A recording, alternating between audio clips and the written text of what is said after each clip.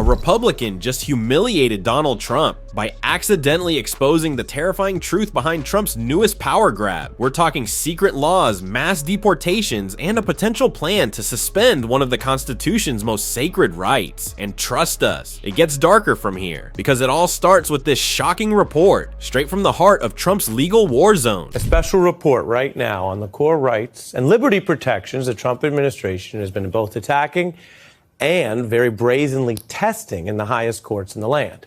The push begins with Trump's mass deportation agenda, the people being hauled on and off planes and sent to various parts and corners of the world, but it doesn't necessarily stop there. This has actually drawn a string of losses in federal courts, rebukes from multiple judges, orders to bring back, sometimes wrongly, deported individuals. There's been the Supreme Court losses in the early rounds. You're probably familiar with some of that, but as Donald Trump keeps pushing, we now have this standoff between him and the courts, as the Wall Street Journal reports. And this is the current baseline. And these clashes already go beyond even the tense standoffs over foreign detainee rules during the war on terror. We're past where we were then under Trump in the second term. And the president's challenge is to the law and the Constitution in a way that could go even farther than those clashes. Indeed, Trump's number 2 official in the White House, Deputy Chief of Staff Stephen Miller, has asserted, he says, the administration is mulling ways to suspend the core, long-standing liberty right against unlawful or unlimited government detention powers that they claim they're already looking at how to suspend habeas corpus. Donald Trump's administration didn't just flirt with authoritarianism, they sent it flowers, took it to dinner, and tried to move it into the White House. The courts have been slapping down Trump's immigration agenda left and right, but now we're entering darker territory. Stephen Miller, yes, that guy who always looks like he just crawled out of a haunted wax museum, is openly floating plans to suspend habeas corpus. That's right, the basic right to not be thrown in jail forever with no trial. Buckle up, because the next clip shows Miller doubling down, and the reporter, he brings the heat. The Constitution is clear, and that, of course, is the supreme law of the land, that the privilege of the writ of habeas corpus can be suspended in a time of invasion. So I would say that's an option we're actively looking at. Look, a lot of it depends on whether the courts do the right thing or not. That's their stance. They're, quote, actively looking at it, and then he adds a kind of a bluster toward the courts. Be careful, if you don't do the, quote, right thing, which means agree with Trump on just about everything, maybe they'll suspend this right. Now, in our special report right now, I want to be very clear about this baseline. In any era in American history, claims to suspend that core right of the Constitution are a huge deal. That Latin phrase, habeas corpus, is one of the most important and vital rights that people have in their dealings with the government. The founders were clear that that right would operate in the Constitution, so no politician and no Congress can repeal it, and it would operate permanently to limit government powers against the people. That is the baseline. That was pure facts. No fluff, no spin. Just a straight up civics lesson that Stephen Miller clearly never sat through. The right to habeas corpus is not optional. It's not some seasonal policy you can turn off like Christmas lights just because you feel like going full dictator. The reporter laid it out, plain and loud. This isn't left versus right. This is democracy versus tyranny. And guess what? He's not done, because what comes next pulls back the curtain even more on just how far Trump's team is willing to go. And while, yes, there are times where you might have an actual emergency or a world war, that would also be enumerated. You can't just suspend the right because you don't like dissent or you have a different immigration policy. It could only be done, suspended in the case of wartime invasion or emergency public safety. That's what it says in the Constitution. It means something good. It means most presidents have never even gone near suspending it or even talking about how they could. Now, let's be real. From day one, it was painfully obvious that Donald Trump had one target in his crosshairs: the courts. Because when you're a wannabe dictator with 91 felony charges, the last thing you want is a judge telling you no. Trump promised to be a ruthless on day one. He's ignored court rulings, he's steamrolled precedent, and even when his own Supreme Court picks slap him down, he just shrugs, pouts, and moves on to the next power grab. But now his allies are trying to take it even further. They want Trump to have the power to flat out ignore court orders, like some orange emperor with a Sharpie. And believe it or not, even some Republicans are nervous about this one. Yes, the Trump cultists are still drooling over his every word, but not everyone on the red team is drinking the Kool-Aid. Case in point, Nebraska Representative Mike Flood, who suddenly grew a spine at a recent town hall. And here's what that looked like. Town hall erupts at GOP rep's confession about Trump's beautiful bill. A Republican congressman faced intense backlash from his constituents after admitting in a town hall that he hadn't actually read crucial parts of Donald Trump's big beautiful bill. I'm not going to hide the truth. This provision was unknown to me when I first voted for that.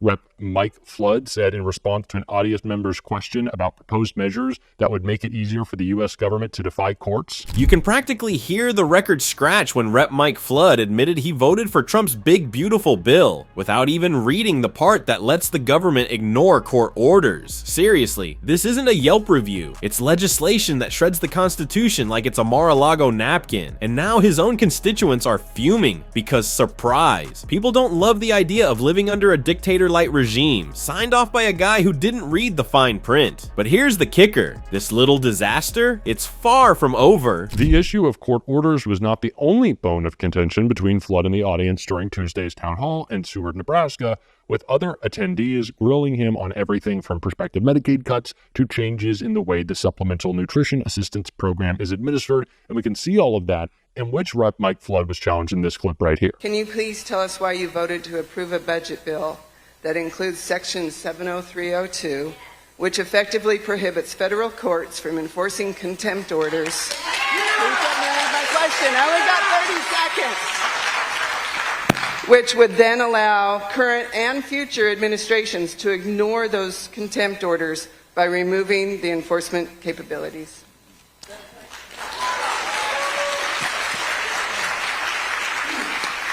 I do not agree with that section that was added to that bill. This provision was unknown to me when I voted for the bill.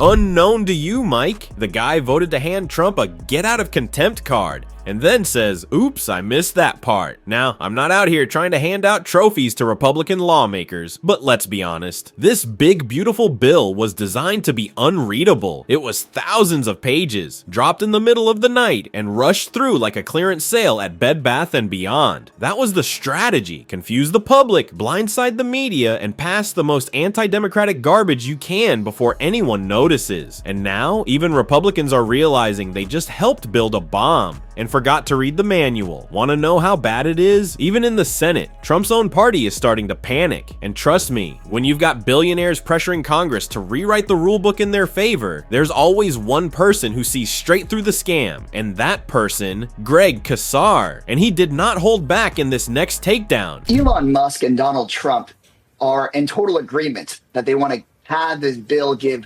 billionaires a tax break. They're in total agreement that they want this bill to have a $25 billion contract for Trump's, quote, Golden Dome, where Elon Musk is the front runner to get those $25 billion. It seems the area of disagreement is whether they want to kick 10 or 15 or 20 million Americans off their health care. What people at home need to know is that we don't need to give billionaires a penny. We don't need to kick anyone off their health care, and we don't need to give Elon Musk another sweetheart contract. So we should be fighting to block this bill, period, and not be distracted by Elon Musk and Donald Trump having little disagreements about how many Americans they want to let die just so that they can get themselves a sweetheart contract or a tax cut. Greg Casar just said the quiet part loud, and thank God someone finally did. Elon Musk and Donald Trump are out here playing billionaire Hunger Games with your healthcare. They're fighting over how many millions of Americans to kick off coverage. Not if they should, but how many. Meanwhile, Trump's pushing for a $2 billion Golden Dome project, and guess who's at the front of the line for that cash? Elon freaking Musk. This isn't a policy disagreement, it's a corporate heist dressed up as a budget bill. And trust me, this billionaire backroom drama, it's not over yet. Well, I mean, I just think also when you think about what chaos was ignited through all these cuts by DOJ, cuts that, as Christine just pointed out, weren't nearly as deep, at least when it comes to savings, as he claimed he would create, but yet had this massive ripple effect through the federal workforce and so many aspects of American life and economies on the local level. Congress is out, right now. Lawmakers are back home in their districts. Let's talk more about this big, beautiful bill, because GOP Congressman Mike Flood of Nebraska, he had a town hall yesterday, and he made this admission about that piece of legislation. Take a listen. This provision was unknown to me when I voted for the bill. Medicaid cuts. We cannot and will not cut Social Security, and we, for the most part, protected Medicaid. So it's already passed the House. He's saying, this provision was hidden in the bill. How concerned are you that Senate Republicans may not take the time to read everything that's in the bill? These guys, they either act ignorant or they lie.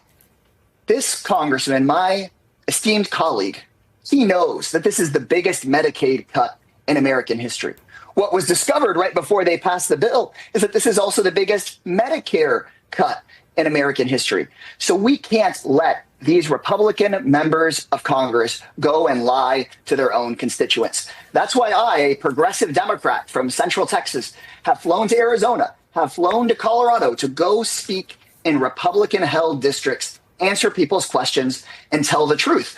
Because Republican members of Congress either entirely skip out on town halls or, like you just saw on video there, just make stuff up. Greg Casar just torched the entire GOP playbook in under a minute, and he's not wrong. Republicans are either flat out lying to their voters or pretending they missed the biggest Medicaid and Medicare cuts in US history. Mike Flood claims he didn't see it in the bill. Please, the bill was engineered to hide that stuff, and now that the damage is public, they're all suddenly confused. Casar's literally flying into red districts to do the job Republicans won't. Tell people the truth and buckle up, because what comes next is a critical piece of the puzzle. But he is facing his constituents. Let's pivot to the Bitcoin conference. President Trump has the power to influence this market. The Trump family has actively promoted their cryptocurrencies in this second term, leading many to openly question the ethical and the legal ramifications of this move.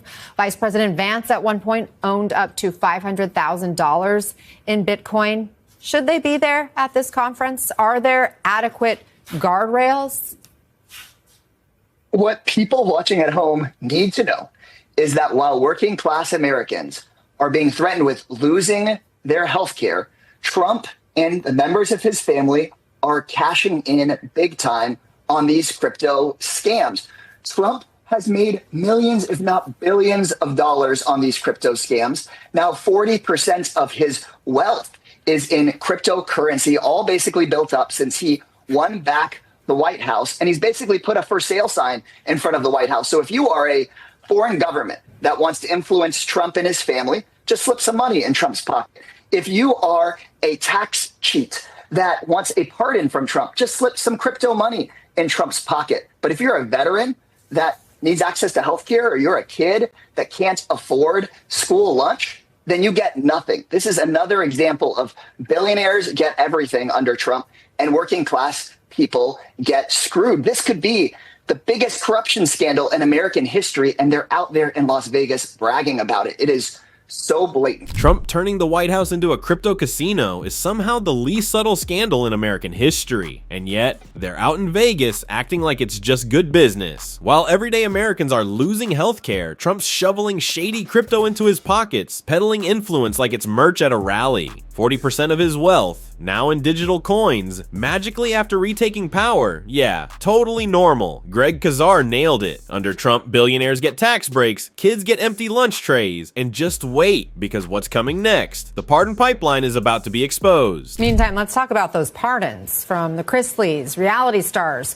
who were found guilty of fraud and tax evasion, to the Trump-supporting former sheriff who was convicted of a cash for badges scheme, to the former nursing home exec who had pleaded guilty to tax crimes, then pardoned after his mother attended a Trump fundraiser that cost $1 million to attend, according to the New York Times. Congressman, what do you make of these pardons, and what message do they send?